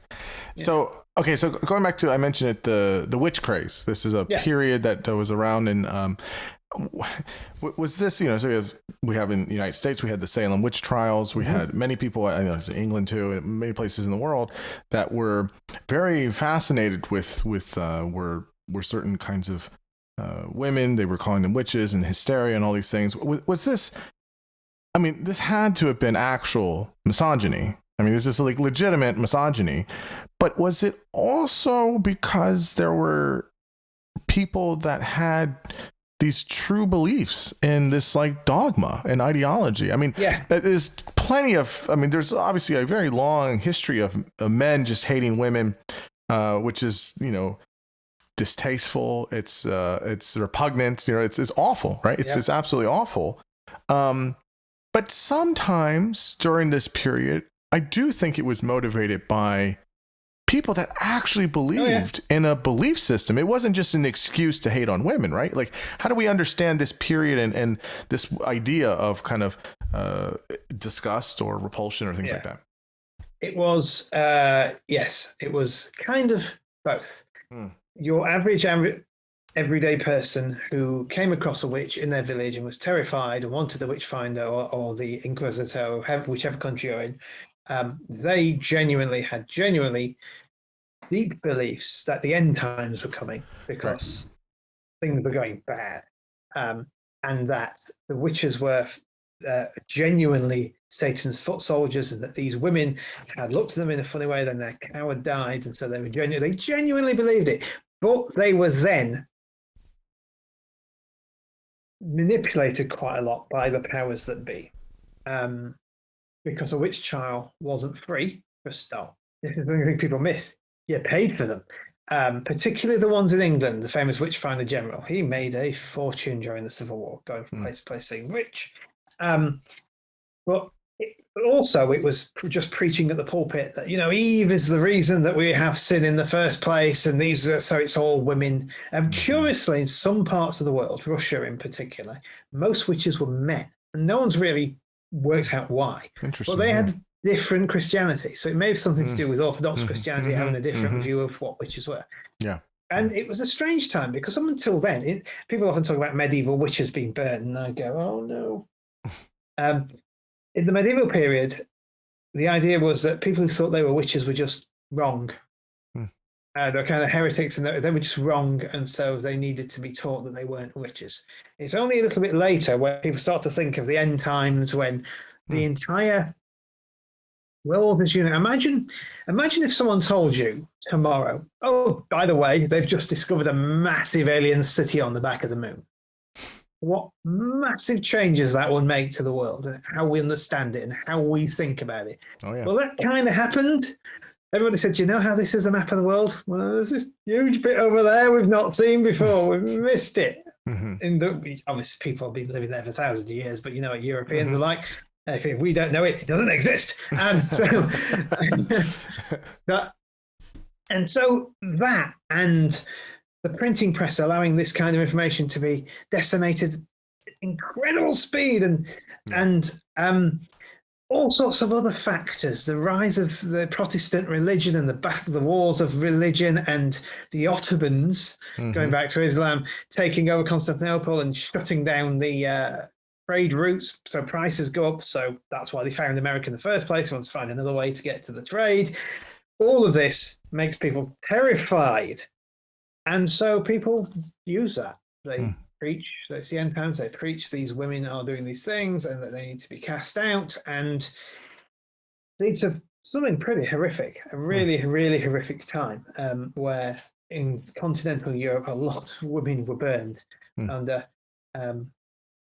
all sorts of strange reasons. And a lot of women, there are a lot of confessions that, yes, I'm a witch, because if you confessed, they'd strangle you before they burn you.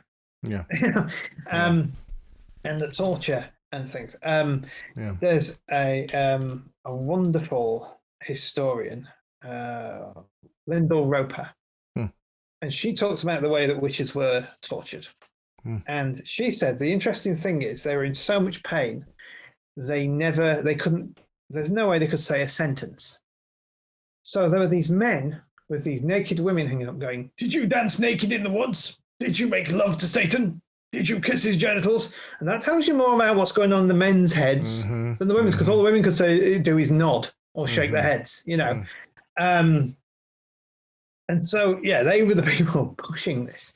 And there's just, it's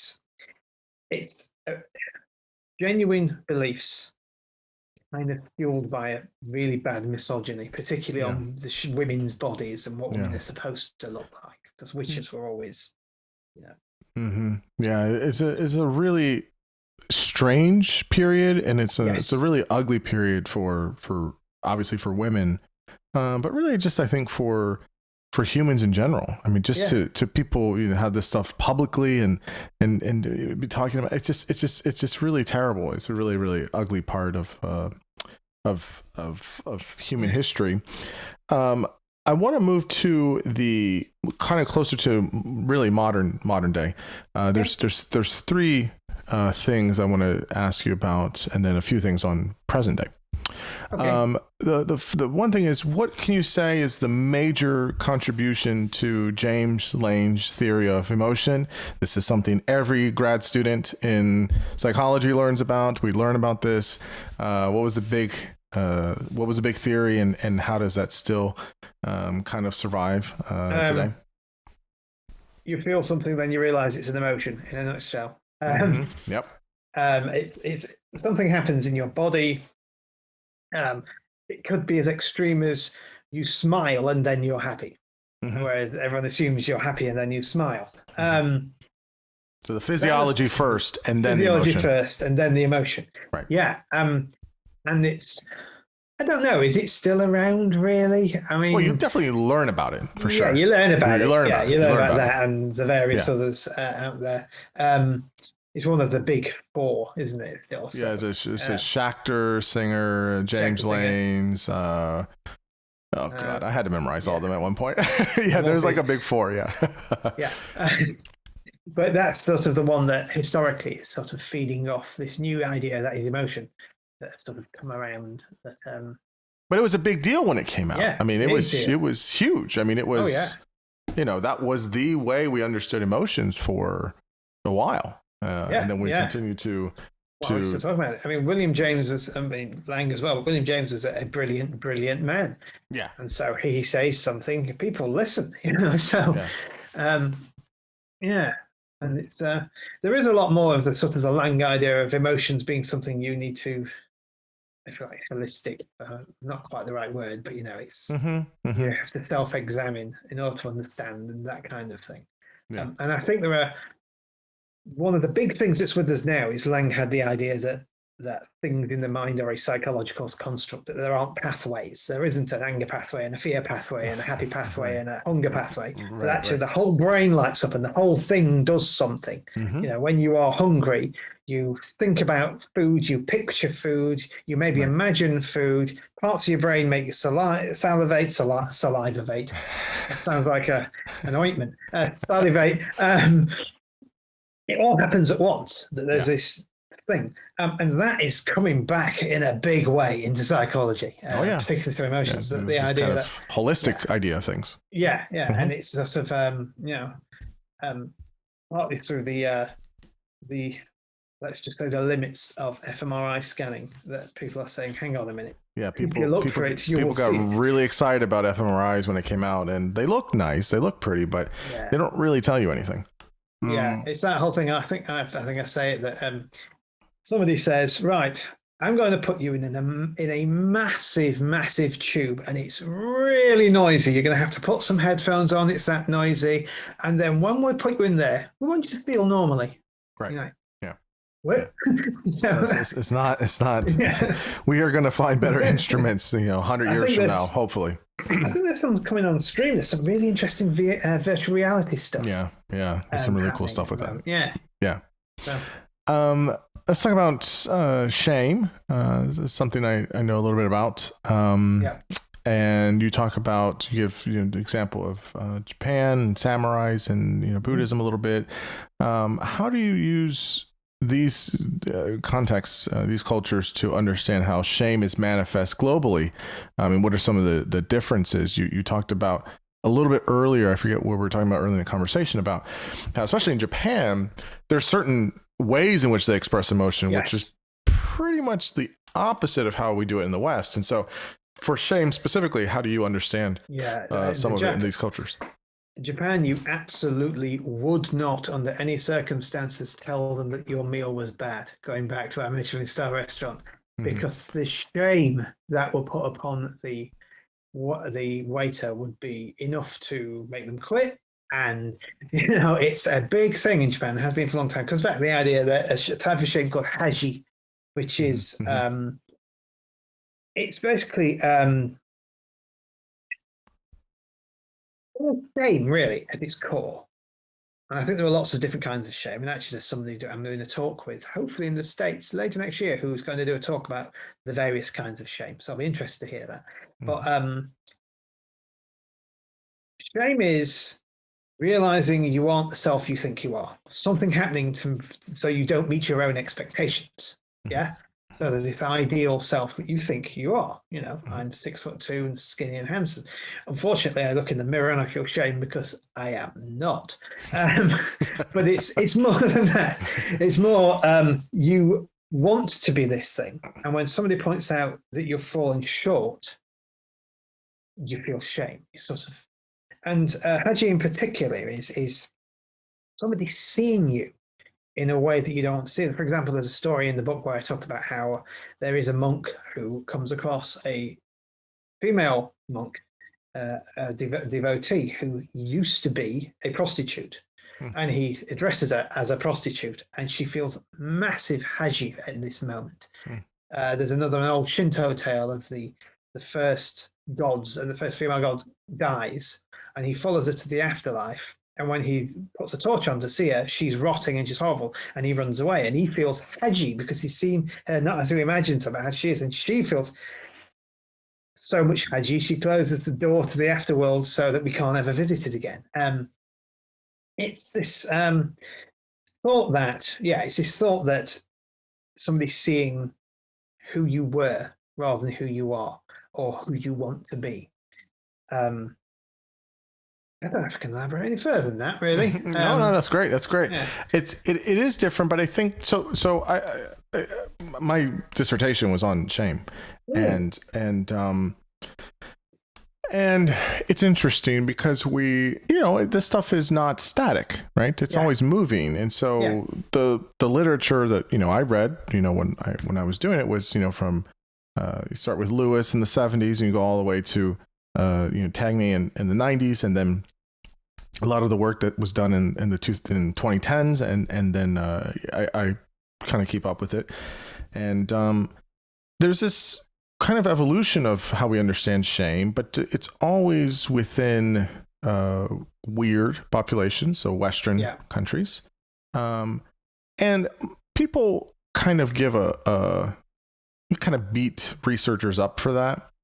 But to be fair, it's extremely difficult to have funding to do research cross-culturally or longitudinally, and the comparative analysis. I mean, you just limited resources and funding and all that stuff to do that. So you work with what you got, and so you kind of can make some, at the time, I think, solid statements. But I don't. It's always kind of saying, look, we need to look at this more, and we need to look at more of this, in different cultures. But I do think that now some people dispute this, and I don't know how much I agree with folks that dispute this, but I'm slightly open. But they'll say that shame is all cultural. Yeah, and I don't know how much I agree with that. I definitely think shame is a real emotion. It's a self-conscious emotion that does implicate what a person thinks about their sense of self. Now, you can make, kind of going what you were saying about the different types of shame. Sure, there's certainly different types of shame. But just because you have different types of shame doesn't mean that you have a kind of central or basic understanding of what shame itself is outside of the different types. And shame is this idea of wanting to kind of sink into the ground, right? It's something you did. right? Yeah. Or, excuse me, it's something about yourself, excuse me, as opposed to just something you did, right? Yeah. And so the big distinction for a while was people for a long time thought that shame and guilt were the same thing, synonymous terms. And then we realized that no, they are distinct enough, fundamentally distinct. Now you can feel both emotions at the same time.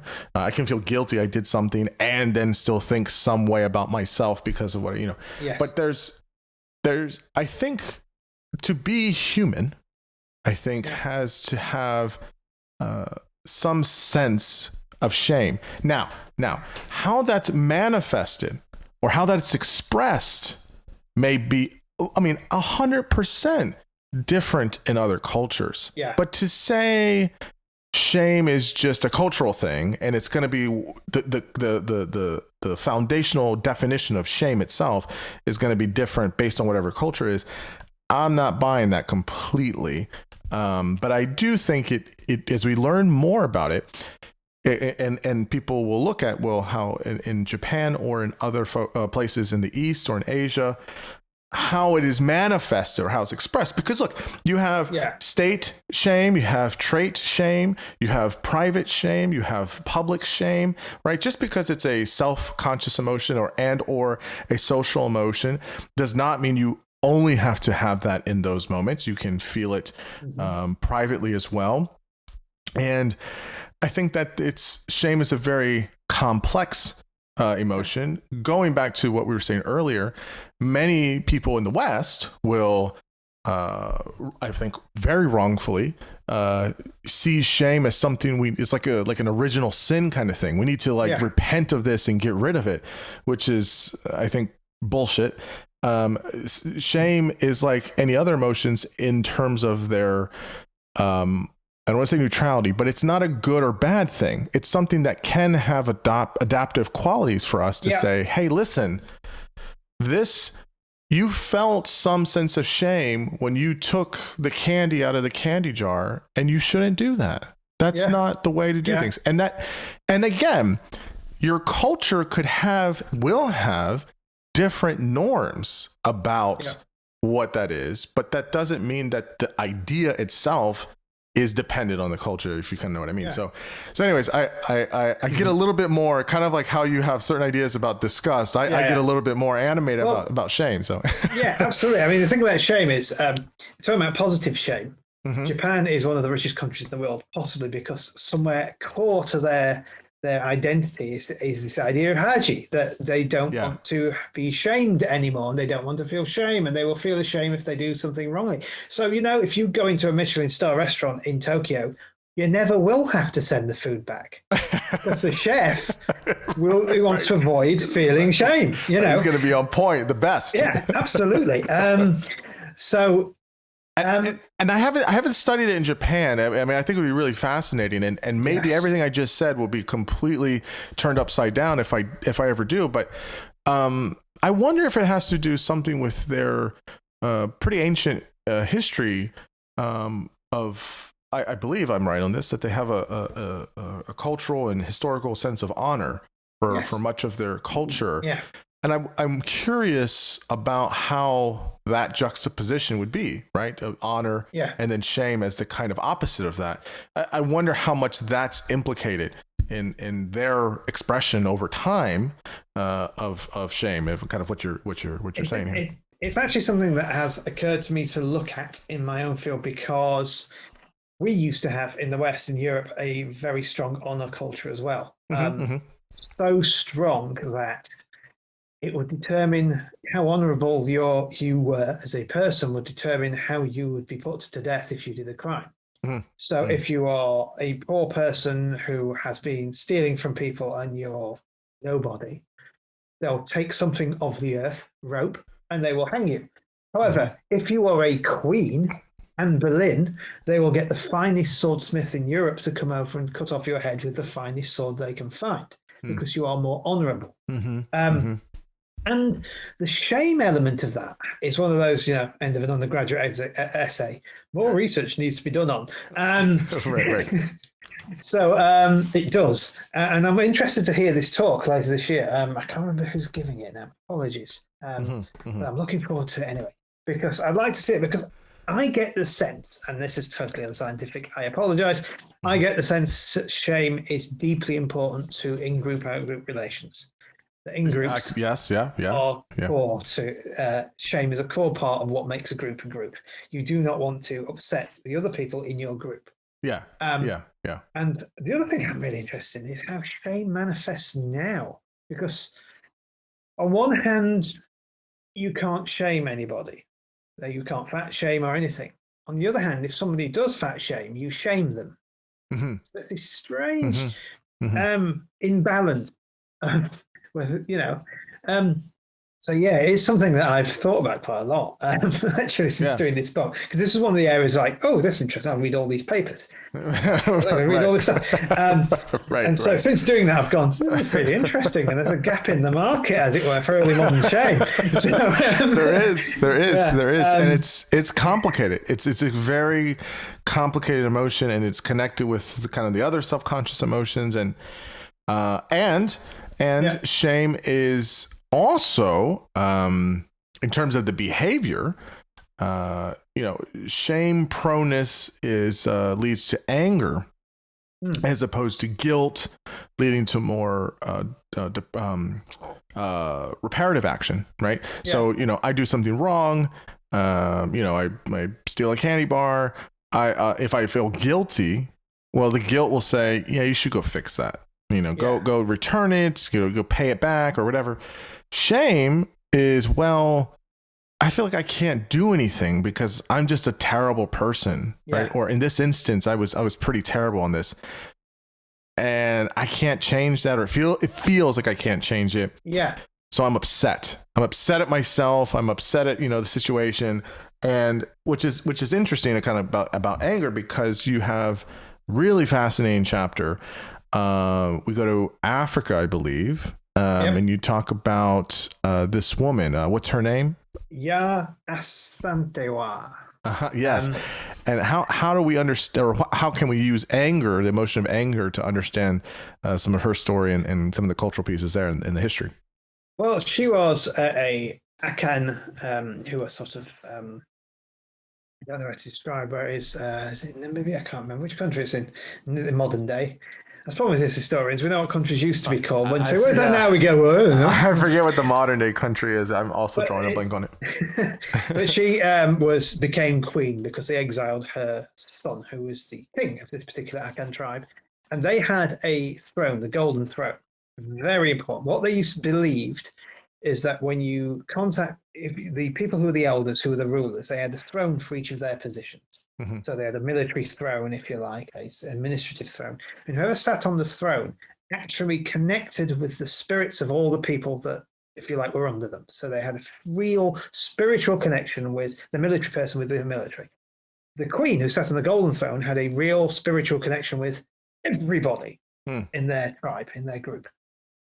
And the British, being the British in the late 19th century, came along and went, oh, that's made of gold, I want it. Give it to me. And what happened was the male elders of the tribe stood around going, how are we going to do this? Shall we make another one? Shall we see if we can put them off? What shall we do? And Yaa Asantewaa, who's amazing, picked up a rifle, shot at her own tribe's feet and said, no, we're going to go and kill them. And led originally a group of women out. And she said something offensive about their manhood as well, but I'll not repeat that. And then she led, and then the group out to try and attack the British and drive them out. They weren't massively successful, but it was this fury. There's a kind of Akan anger, which is basically, the idea is that it's chest weeds, and the idea is that your chest bursts forth with weeds. So your chest is bursting forth with things that you need to trim and keep back and hold in, otherwise they'll poison you. But sometimes they thought you had to let it, and it could infect others. They thought it could infect other people around them and make them angry as well. But sometimes that was a good thing to do, in war in particular. And that's what she was doing. She was infecting everyone on purpose with her chest weeds and her anger and her rage at this white man who said it's gold, I want it, for something that was so precious to them. She was kind of a badass, wasn't she?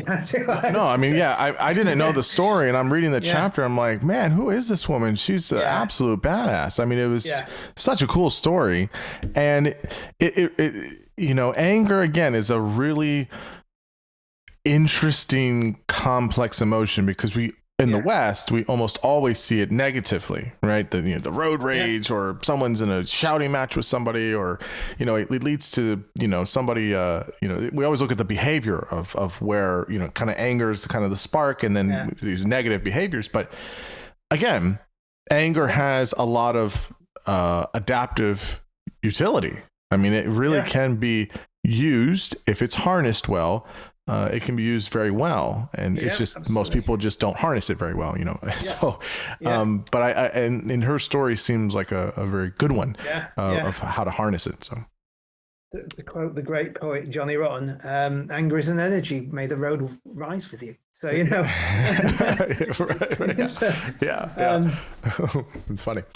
I guess I just a few other questions, because I want to be respectful of your time. Is just kind of about present day. So you again, there's many parts of the book we didn't get to, and so I want everyone to go and buy your book. It's fantastic, and it's very, very readable, and I want people to read it, and some really, really awesome stuff in there. But we kind of talked about it earlier, so kind of about present day, and there's an interesting space within certain circles with researchers where people are still doing this kind of spirited debate about taxonomies and emotions, and very many things of that nature. So we talked about Ekman and kind of his initial contribution, and then how we've kind of said maybe not so much, and even he's said yes, some of this stuff has been refined.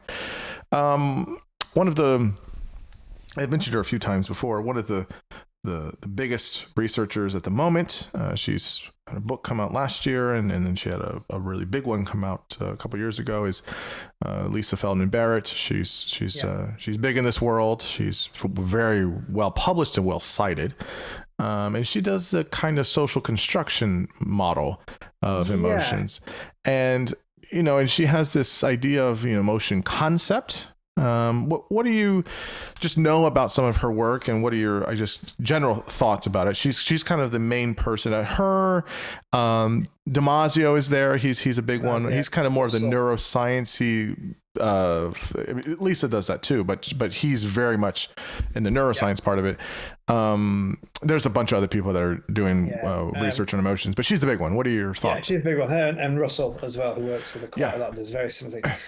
Her kind of take on it is there is a third path. The third way. Social, right? Or is it cultural, or is it evolved? Well, yes, like I say. But her idea, like I was saying, that thing that the Greeks came up with, that there's an idea that your homeostasis is paternal. That's kind of where she is. She's very big at the moment. She's very big on the mind not being all there is to it. The body has to be brought into the equation. And right. In short, and going back to James, we're linking this whole interview together, isn't it? There you go. Going back to James's idea that there is a psychological construction, that emotions are a mixture of lots and lots of things. So there is stimulus from something. They're a feeling, a core affect, as Russell would call it, which is basically just a feeling that you get somewhere in your body due to one chemical or other being released. And then there is a learnt aspect that during your development, you're taught that means that, and that's called that, a linguistic element that you're called that. And there's a social element, which is how you're supposed to then behave. And there's a contextual element, which is when you feel these feelings, where are you and what are you doing? Right. All of this stuff and lots of other bits and pieces, that all is an emotion. And all of that stuff causes this perturbation of your balance. And when you have that perturbation, different cultures will label it differently and call it different things. And but at the core of it is something evolved to help us live and procreate. it's just all this other stuff. Basically she's complicated the whole thing as much as she possibly can. It used to just be faces; it was easy, and now it's but yeah, and she has some very compelling arguments. Her book came out. How Emotions Are Made, wasn't it? Yeah, 2016, 2017, something like that. Yeah, really good book. Polemical, but of course it is. Yeah. But I'm interested in a lot of her. I think she's got some good ideas. Yeah. There is still a big debate because her and Russell, well, I call him William Russell, but it's not William Russell, is it? I call everybody William when they come on Thursday. But he and William Russell, they are one of the people who did lots and lots of very similar experiments to Ekman, but did them in a slightly different way, rather than sort of giving them pictures and saying, when you feel this, which face do you point at? They gave them lots of pictures and said, we want you to group these into feelings. So lots and lots of slightly different pictures, and found that different places in different parts of the world, because like Ekman, they somehow got the funding, they grouped them differently.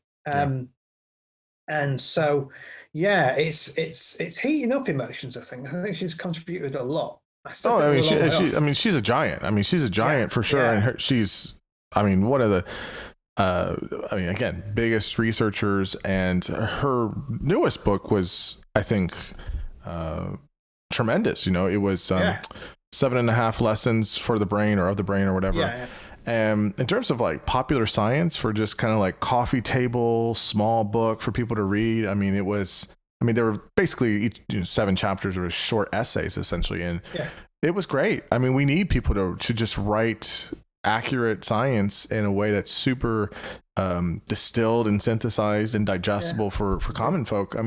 She's wonderful. But I don't agree with her on everything, but she's her mark is huge. So it's interesting to see how this debate continues. I get the feeling that she is in the ballpark generally. But like I say, our ability to study emotions is hampered by, like you say, funding. We're talking about Ekman being the genius. One of the things that was genius is he managed to get the funding to go to Papua New Guinea in the late 60s. Takes genius. 100%. And when I mentioned earlier, when I talked to Joe Henrich, he's an anthropologist, but he does a lot of work with emotion research and with psychologists. And which is great because he's getting pools of research grants from different places, but also kind of roping some people in to say, hey, let's look at some emotional stuff too. Let's look at psychological stuff, not just the people groups across culture and stuff. So that's also really nice to kind of have that kind of multidisciplinary kind of working together. And another area that's interested me is there is a massively growing Chinese emotion research field. Great. That's which great. Is because these papers come out and you go, oh, that's completely left field. Yeah. No, we need that. We need that because once we get enough people in much of the major centers of the world that kind of get this dump and we say, okay, here's all the stuff we've done for 20, 30 years. Then there's going to be, I think, another way where it's like, okay, now how do we aggregate all of this to then distill some, and I think then we'll really understand some really important things. And I think that's what's exciting about the field, and it's great. New technology coming through. I mentioned the virtual reality thing where they have much less cumbersome ways of tracking the brain and put a VR helmet on and put you in what feel like real situations. Right. That's very interesting as well. So there's new ways of doing things than sticking you in a massive tube in a huge machine. Right. Yeah. The VR stuff is really cool, both on the research side and on the clinical side as well. There's a lot of cool things that technology is doing. The last question I have with you is you kind of have 3 statements at the beginning and end of the book, I believe. You say emotions are universal, but change culture to culture. You say emotions are complicated, and you say emotions have a history. And so what do you mean by these 3 statements, and how can we kind of keep going forward to understanding emotions and whatever our next chapter in our human history is? Emotions are universal, but they have a cultural element. I mean, we've kind of touched on that Yeah, quite yeah, a lot all yeah. the way through this. It's the idea that I think we have a set of feelings within us that we evolved to, like everything else in evolution, we have them so that we can not die and we can procreate. Right. Right. So they're there for a reason. Yeah. And then on top of that, our cultures give them names, and we don't always give them the same names, and we don't always understand them in the same way, and they don't always mean the same things. But deep down inside, I think there is this core affect, this core set of feelings that are universal. Disgust being a great example. I will be amazed if we ever find a human that eats everything. No matter what.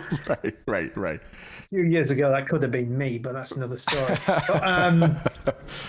But I'd be amazed. So I think at the same time, like I've said before, there are humans that will eat cheese with maggots in, and the Scandinavians. I mean, wow.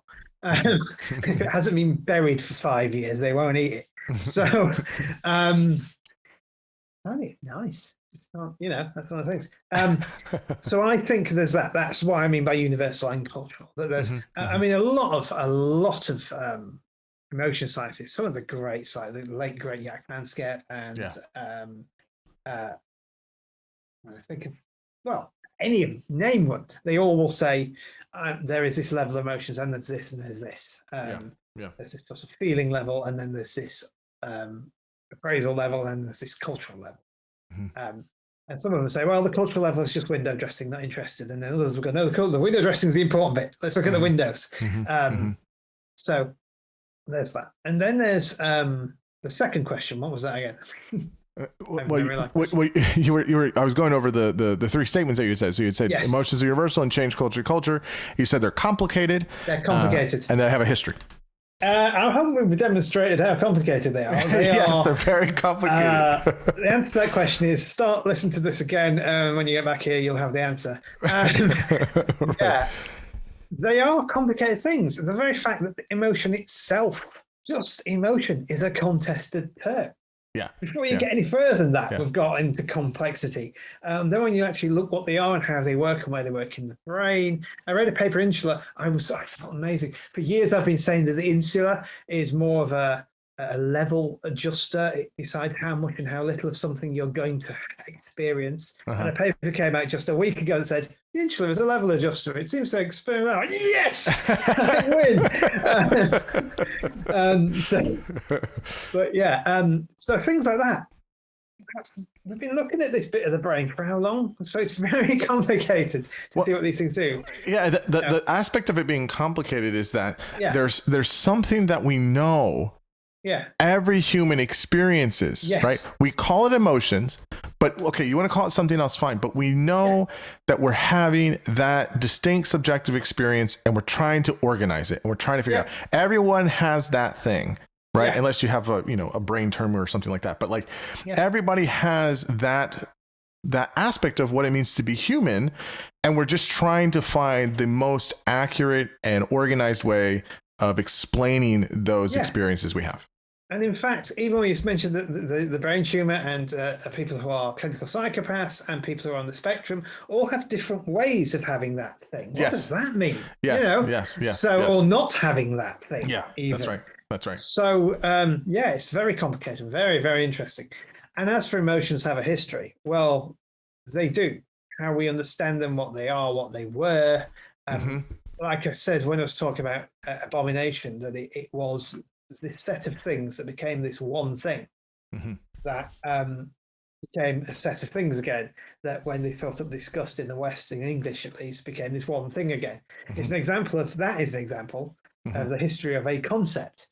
And there are all sorts of ways of looking at the history of emotions, be it looking at a conceptual history to see how the concept of an emotion changed, looking at how the actual feelings affected people, looking at how emotions can be found in objects. So, for example, things left for there's somebody I know that researches things left for orphans by that used to belong to their parents, and that's fascinating. What does that mean? What's the emotional impact? What's the emotional connection there? And so emotions don't just have a history, they have lots and lots of different histories. Yeah. And that's Yeah. why I find the field amazing.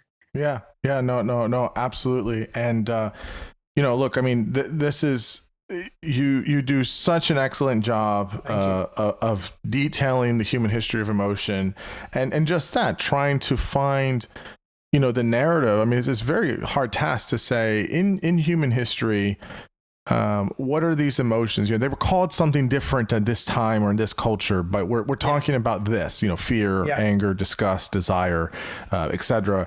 And you do a great job of that. So the book is called A Human History of Emotion: How the Way We Feel Built the World We Know. Where can people find it? Where can people find you? Where are the best places to find you online, your research, etc.? You can find me on Twitter at Dr. Rich FG. I have a website, www.drrichfg.com. You'll notice a theme. I have an Instagram that I've just started, but it'd be nice to see people there. Guess what? Dr. Rich FG. That's Doctor as in DR. And as for general research, hit up JSTOR. I've got